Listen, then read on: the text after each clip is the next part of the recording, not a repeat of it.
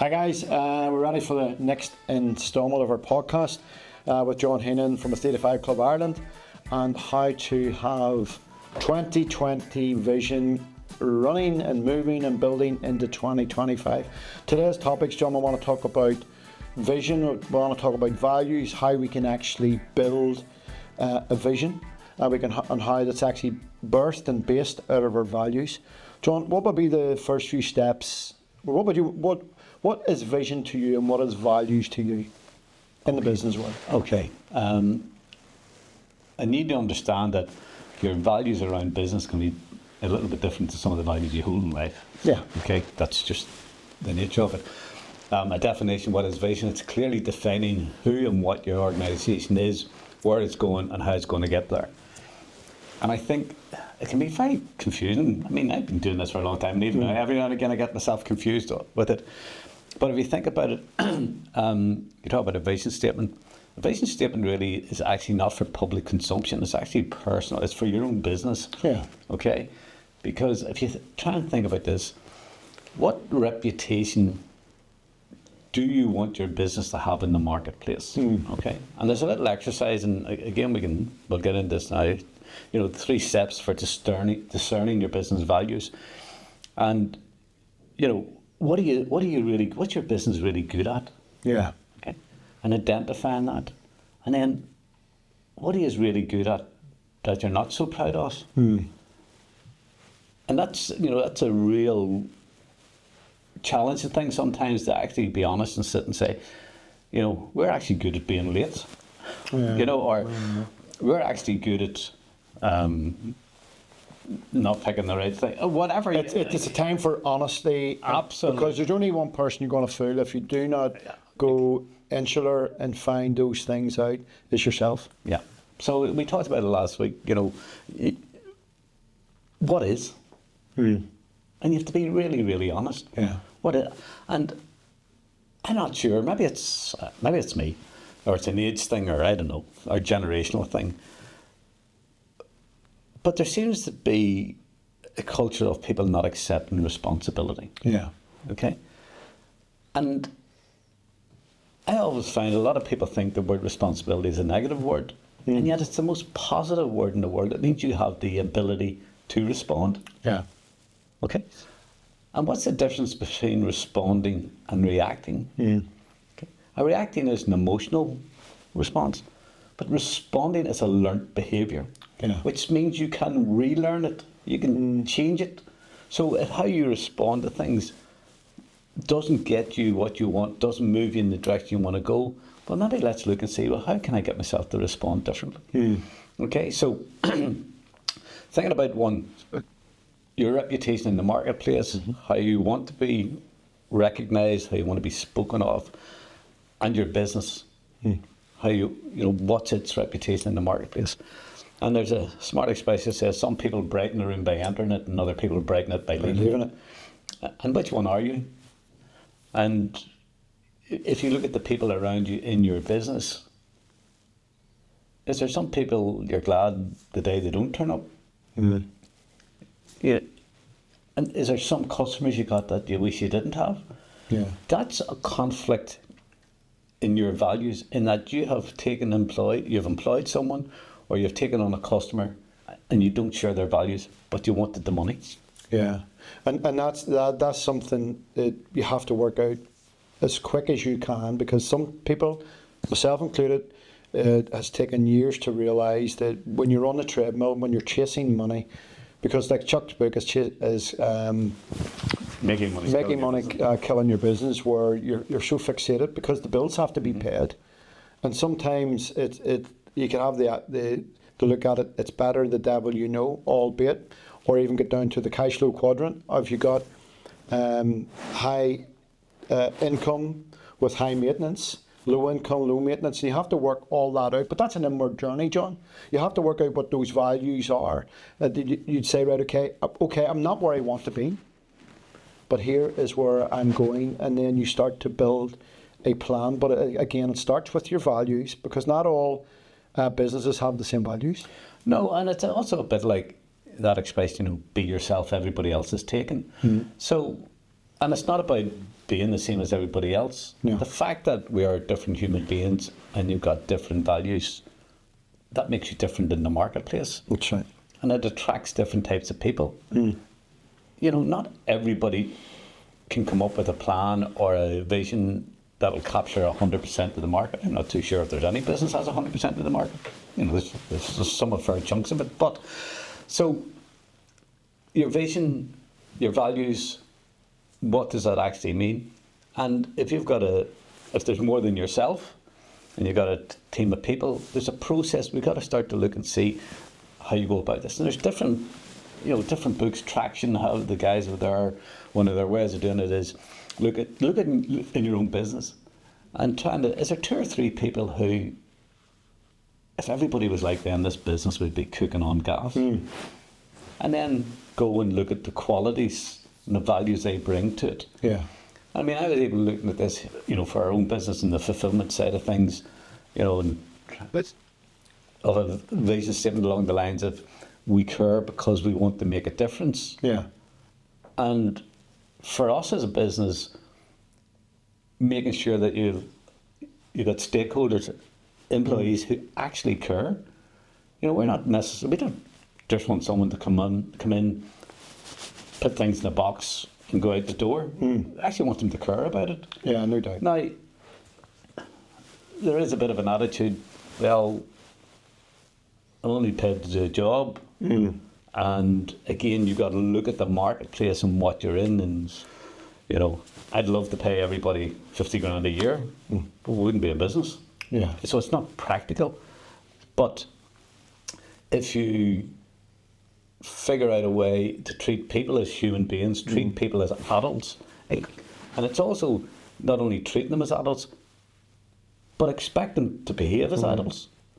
Unfortunately, in a lot of businesses, it's nearly like kindergarten for adults. Yeah. Yeah. And, you know, so the workers are stupid and lazy, so therefore we need the managers who are smart and motivated. And I'm going off on a tangent here, but if you look at it, the managers are the least productive people in any business. Yeah. What if you actually got people who were motivated, who actually did care, and you would then be able to reward them even more? Yeah, because in many ways they're in a very strategic role within, say, normal workforce, for want of a better word, managerial, and obviously the hierarchy, whatever you want to call the leaders within the business, and it is, but again, it comes back to your values. Can I ask this, even just going forward? I have an opinion on this. Is that what comes first? Doing vision or values? Vision and values. Well, I think from a working out perspective, I think you need to. We all got values. We live our values, whether we like it or not. That's where I'm going. Okay, so, and it's not the type of thing that we're ever. Well, I definitely wasn't taught or anybody talked about it. You know, I remember doing one of the exercises in Chuck's book and identifying your core values. I mean, somebody said to me a couple of years, "What's your core values?" I'd have been, geez, I don't know. But our core values and beliefs, same sort of principle. But when I did the exercise, and literally what the exercise was, in the book, you had a list of like about 100 values. Yeah. And so you just quickly read through them. Let me just say this. One of the challenges in this is what people state their values are and what they actually are 2 different things in a lot of cases. Because I'd like to think you think this of me. So I will behave in a particular way for you to think that of me. But in my heart and soul, I'm the opposite. Okay, so we'll talk a wee bit about that, the stated values and the actual values, and there is a difference. But, so you go through this list, and look, you're just ticking quickly things that sort of resonate with you, you know, gratitude and whatever. Then there's other things that just didn't. So I end up ticking about 25 of them. And then you go back over those 25. And again, without analysing, you're not looking this in the way, oh, I'll take that one because people will think I'm nicer or better. Okay, it's not about that. It's just being honest to you. Does that resonate with you? And I got from 25 down to 15, from 15 to 10, 10 to 5, and then 5 to 3. So my 3 core values, it's really interesting what came out of it. So my 3 core values were close personal relationships, continual growth, and responsibility. And I stopped and thought about that. Then I got to understand, That's why I am the way I am. That's why I make decisions the way I do. So close personal relationships. I actually don't really want to be in business with somebody that I can't get to know and have a close relationship with. That's just who I am. And I blame my dad on it because he always encouraged us to bring people home. Yeah. Now, all he was doing was vetting who I was hanging around with. I didn't know that at the time as a kid. And then later on he said, son, never do business with somebody you wouldn't bring home for dinner. Okay, let's not park for a minute because I want to dig a wee bit deeper into that. In business, we all have to have business to and fro that actually makes the whole. Obviously, the wheels need greased, so which comes in monetary form, which businesses need to pay wages and all that stuff. One of the things that I want to jump into that is in life you'll always have two relationships, or well, maybe many relationships, but especially in the business, transactional, transformational. If most of my business is transactional, in my opinion, throw me under the bus, I'm going to be a very lonely individual. Because purely on the basis I'm just transacting all the time. I'm swapping, in our case, services for money, but I'm a relationship type of guy. Whereas we're obviously having, you're saying there about your first one is key business relationships. These are Close personal relationships. Sorry, in business. So therefore, that would say to me, value is in relationship as well as the transaction. And also, you've got to keep this in context, Henry. I mean, if you're in the retail market and you're selling, you need to sell you know product. what I mean? You know, you need to sell so product. you have to. There's a value. There's no doubt about it. But, and this is just for me. Okay, you have to work this out for yourself. So the fact that I know that's what I'm like, key personal relationships. We get inquiries in from people that are, we want to inquire about your fulfillment services, what do you charge for picking a packet of storage, and all this here. And then they put a comment, preferred means of communication, email. Yeah. That's not my preferred means of communication. Now, I understand that they talk about, the different types of personality. There's people who are visual, people who are kinesthetic, touchy-feely types, or people auditory here.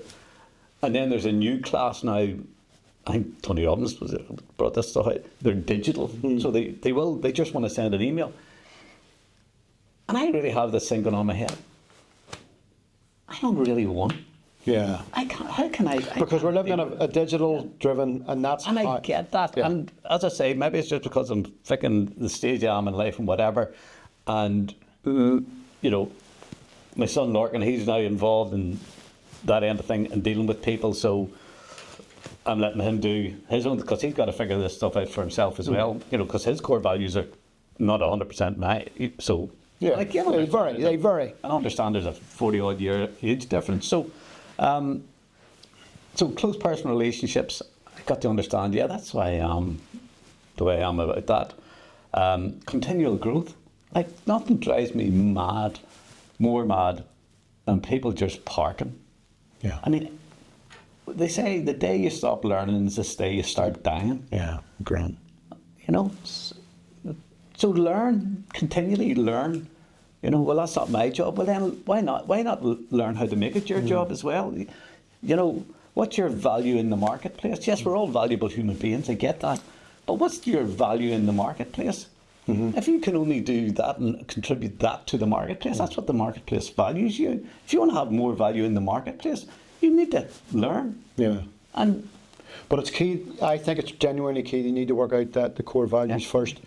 And I want to go back to what I said about, is it transactional relationship or transformational? And I hear this all the time, that the business road is a lonely road and all the rest of it.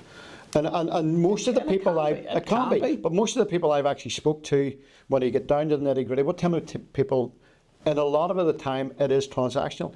I give you a product, you give me cash, bye-bye, sir. Bye-bye. And I understand there's the retail sector, but you can still have a culture and values within that is relational, but you are transacting. Yeah. And it's trying to work out that from an intrinsic perspective, what that is. And obviously your first one was, don't want to misquote you again, which was key. Close personal relationships. And that is something that... And that's just me. Yeah. And it's not everybody. I mean, we have people in our business and that's definitely not what they do. No. And that's okay. So, as I say, be yourself, everybody else is taken. Yeah. Right? That's a given. But if I get take the time and actually find out what's my core beliefs and values, it'll help me understand why I make decisions the way I do and why I get on the way I do. Yeah. Now, hey, we don't live in a perfect world, so there's always going to be conflict of some manner, shape or form, but the expression is iron sharpens iron. If we were all the same, it would be a very boring world. Very boring. Okay, so you need people who've got different views and different opinions, because that's how sometimes you've got to pick away at something to get exactly to it. So you said there that you had about 100 values or 50 values, and you streamed that down to 20, to 15, to 10, to 5. The three. To 3. How can a person or persons stem that down? Now, you've obviously given us a bit of a steer there how to do it. Do you sit down with a bit of paper? Do you work out? Sit down with, I mean, you can literally go to Google and just put in lists of 100 values. Yeah. Okay, and it'll give them to you. Yeah. Get a sheet of paper and very quickly just go down and one. And if it has to resonate, if it means something to you, you know, I can't remember some of them now, but there were some of them, like attention to detail. That doesn't really float my boat. I understand we need people with attention to detail, especially in our business processes and systems, and we have people who are very good at the detail. That's just not me. Yeah. Okay, that's okay. So if you're an individual who really, really appreciates the detail, it'll resonate with you. So tick that one, okay?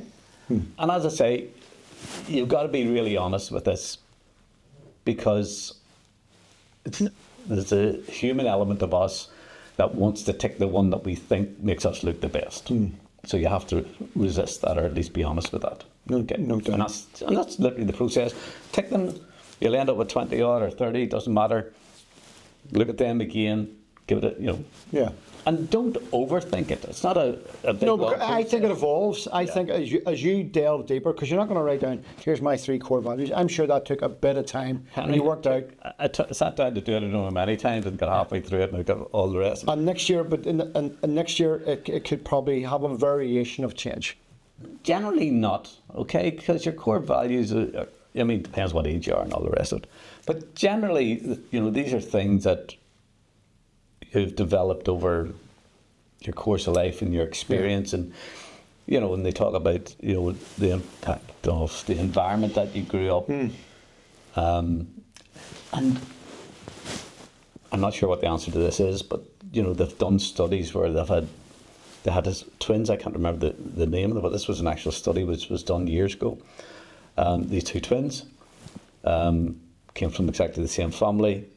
The broken home, father was an alcoholic, lots of challenges. One kid went on to be a successful business person, and the other one became down and out an alcoholic.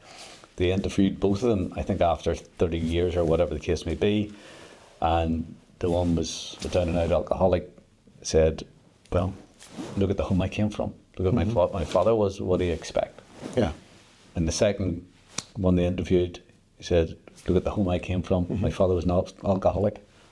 I was. Do you think I was going to do the same thing? But John, that's my story. You know, my father's an alcoholic, and whether my brother sees this or not, it would be interesting. But it's no hidden fact within our family, and the medical people who have looked after him over many years is he went down that route of alcoholism, and I made a conscious choice when I was a teenager that I seen the dangers, because alcohol has a way of making you cope, because we obviously came from a broken family and all the rest of it.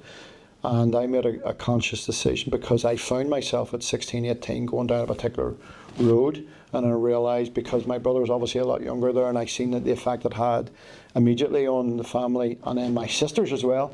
And when I hear that story, I obviously have personal experience on that, and I had to intentionally make decisions. And not just my family group, but my friendship circle had to more or less change, because you grew up in inner city Belfast. It was very conducive with the relationship circle I had was with alcohol at weekends and stuff. So that had to break. I mean, the other definition about vision is your big why.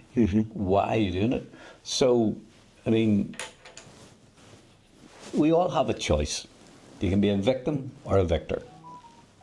Okay, something happens, you can either use it to help you get better or you can get bitter. You have a choice, and I'm not sure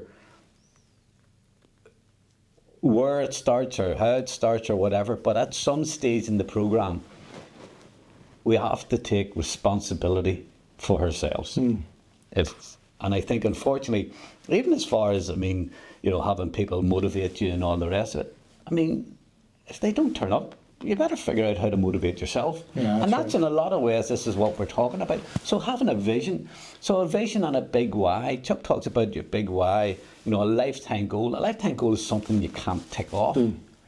Okay, so getting the jet and getting the Rolls Royce and all that stuff, you can tick all that stuff off.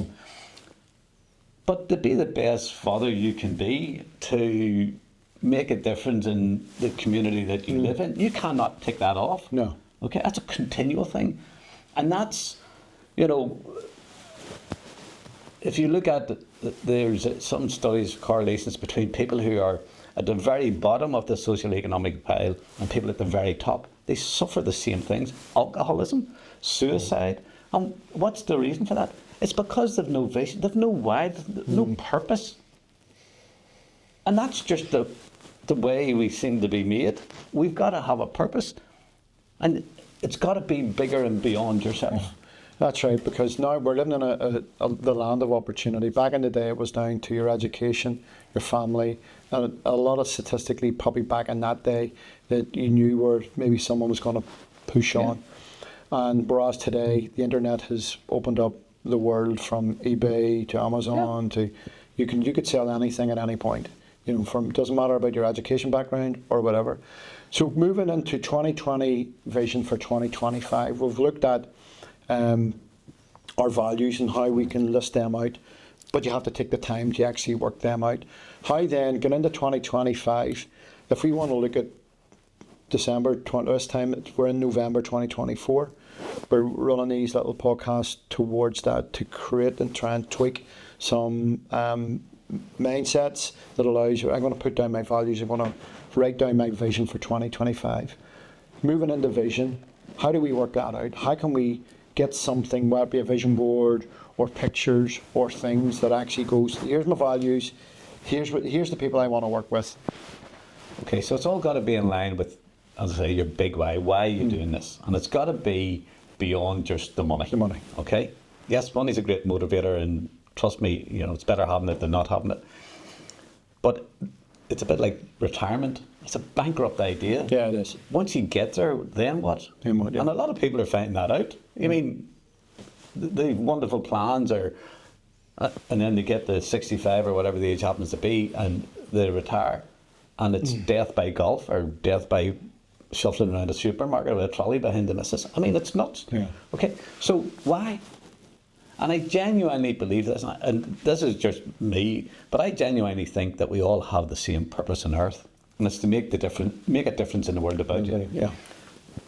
And the powerful thing about that is the difference you can make, the difference I can make, and the difference Jack doing the camera here can make is totally different.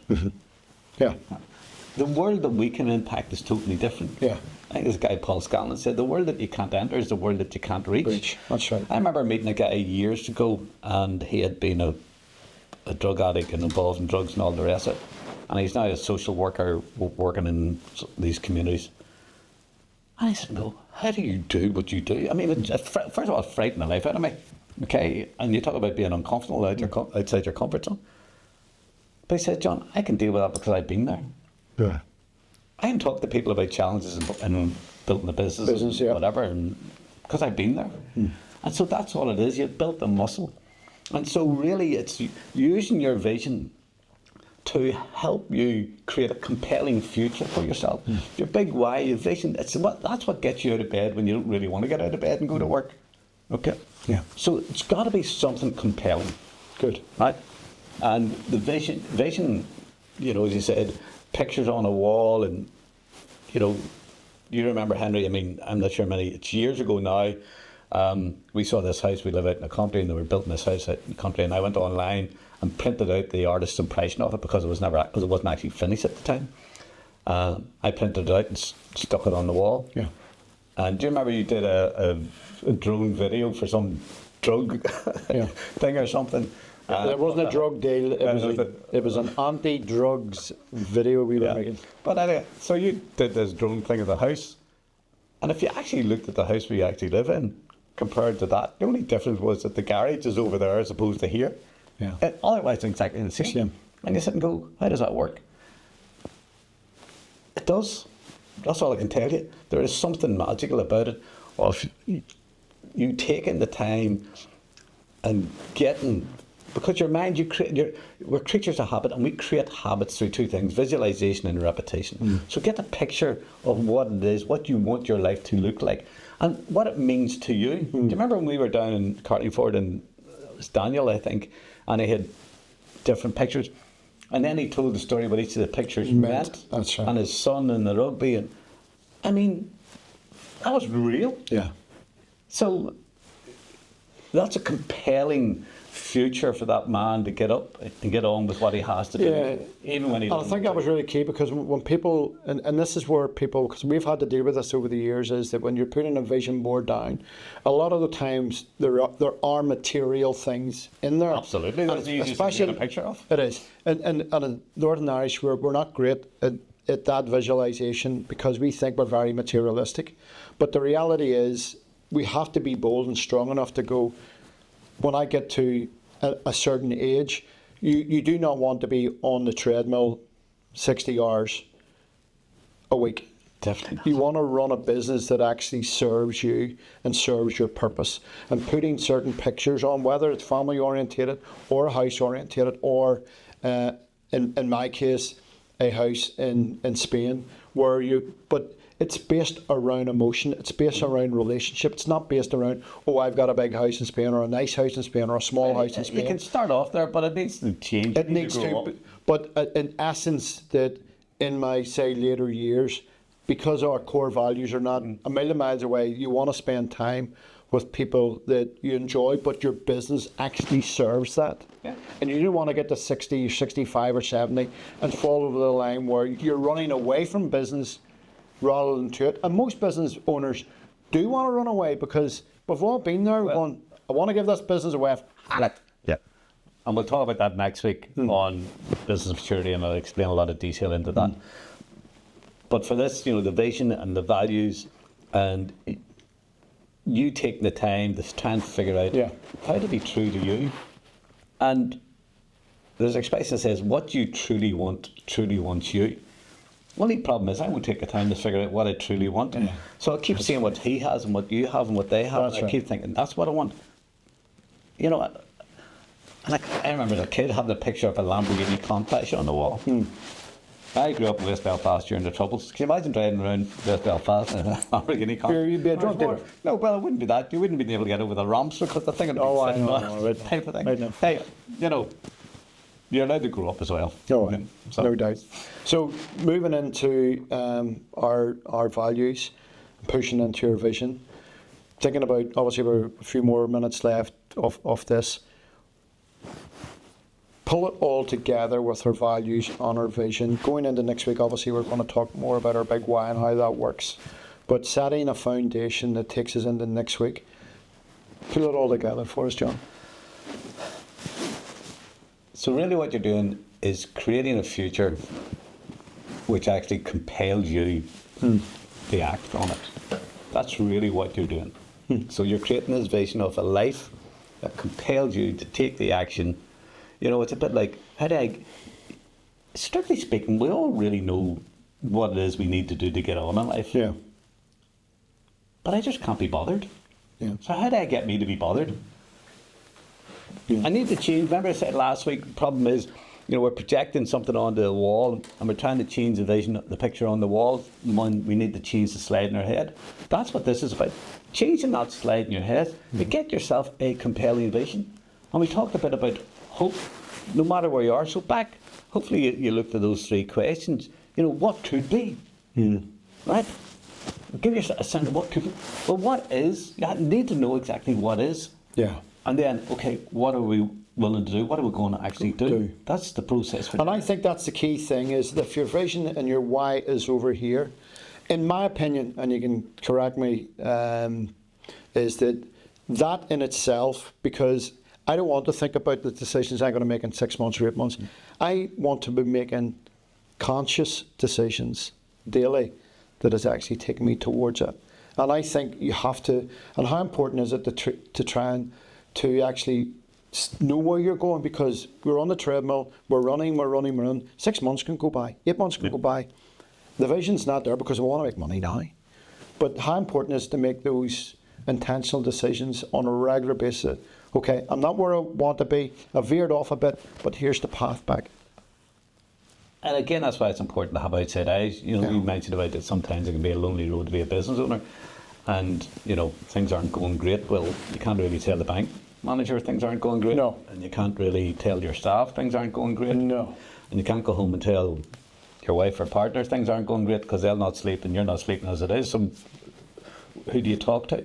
You need to have somebody.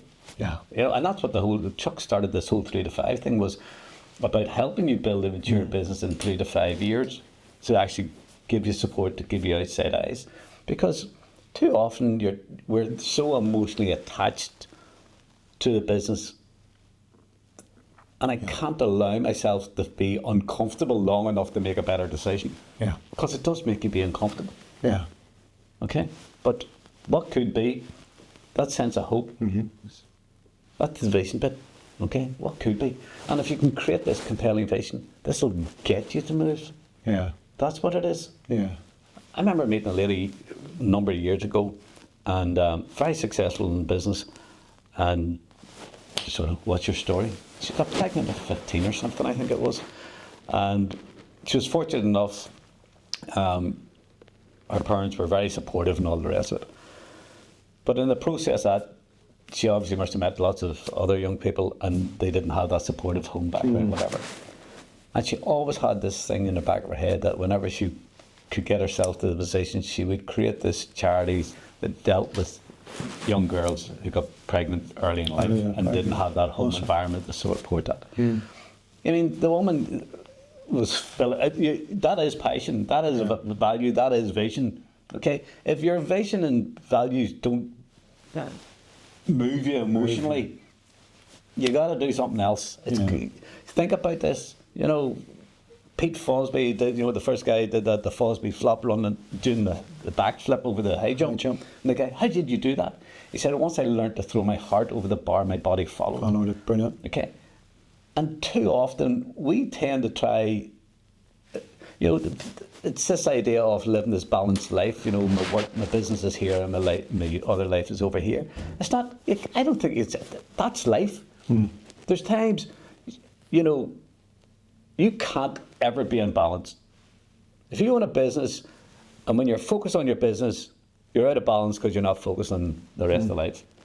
When you're focusing on your kids, you're not focused on your business, so you're out of balance. Yeah. You're never in balance. So it's a matter of, back to what we said last time, the priorities. At a certain stage, I mean, my sister has a young child, 3-4 weeks old or something, whatever. I mean, that's a responsibility. This thing can do nothing. It's not to me not, but this child can do nothing. Yeah. So it's totally dependent on her mother and people around it. Okay. That's just reality. Very good. So it's the same with the business. At times, especially when your business is a wee baby, it needs an awful lot of attention and love and support. That's right. You're going to always be unbalanced. And you have to have that, life. And you have to have the hard conversations with, say, your wife or your husband or whatever, that this is the overall vision. Just to tie this up, John, the importance, obviously, of sitting down to work out your values, what those core things, which will help you. And you can have a mixture of transformational relationship, transactional, but you have to know the difference. And then sitting down and working out the vision of the company. It doesn't matter what size you are, because that's going to be birthed out of your values. If you think about it, what's the purpose of the business? The purpose, two things. The purpose of a business, any business, is to acquire and retain customers profitably. Yeah. That's the purpose of a business. What's the purpose of a business from an owner's point of view?